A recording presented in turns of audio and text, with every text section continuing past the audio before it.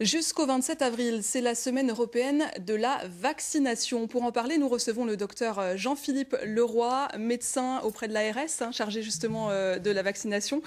Bonsoir monsieur. Bonsoir. Pourquoi cette semaine de promotion et de sensibilisation de la vaccination en Europe? Ça veut dire que la population ne se fait pas suffisamment vacciner aujourd'hui?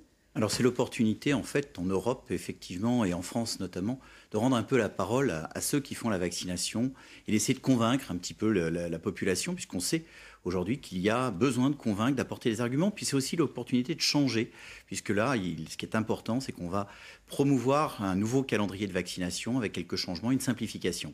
Justement, alors un nouveau calendrier de vaccination pour 2013, très concrètement pour les parents de très jeunes enfants, de nourrissons. Pour les adultes, qu'est-ce que cela signifie? Qu'est-ce qui change? Alors pour les parents, ça va signifier effectivement que les tout petits nourrissons vont recevoir une première dose dès l'âge de 2 mois, puis ensuite une autre dose à l'âge de 4 mois, et enfin une troisième dose du même vaccin à 11 mois. On va retirer une dose dans cette petite tranche, je dirais pour les nourrissons qui vont naître et qui vont bientôt recevoir des vaccins. Et ce qui est important, c'est qu'on va essayer dès 2 mois de les protéger contre la coqueluche. On va aussi retirer une dose puisque le rappel à 16 ans va disparaître.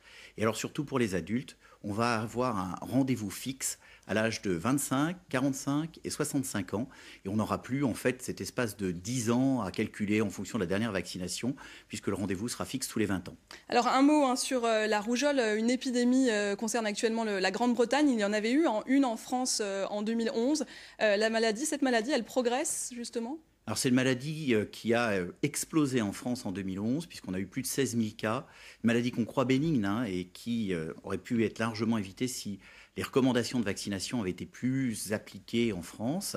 On a observé 16 000 cas, un millier de personnes qui ont fini en réanimation, une dizaine de morts malheureusement pour une maladie bénigne qu'on aurait pu éviter. C'est effectivement un bel exemple de l'efficacité de la vaccination et c'est une vaccination qui est particulièrement, je dirais, dans l'œil du cyclone en Grande-Bretagne puisqu'il y avait eu un certain nombre d'allégations qu'on sait mensongères maintenant concernant un lien avec éventuellement l'autisme.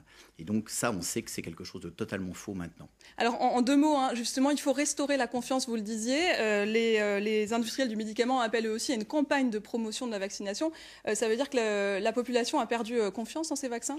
Non, la population a largement confiance en les vaccinations. Par contre, on sait que pour avoir une absence de transmission, il faut atteindre des objectifs assez hauts de couverture vaccinale. Et il nous manque ces pourcents.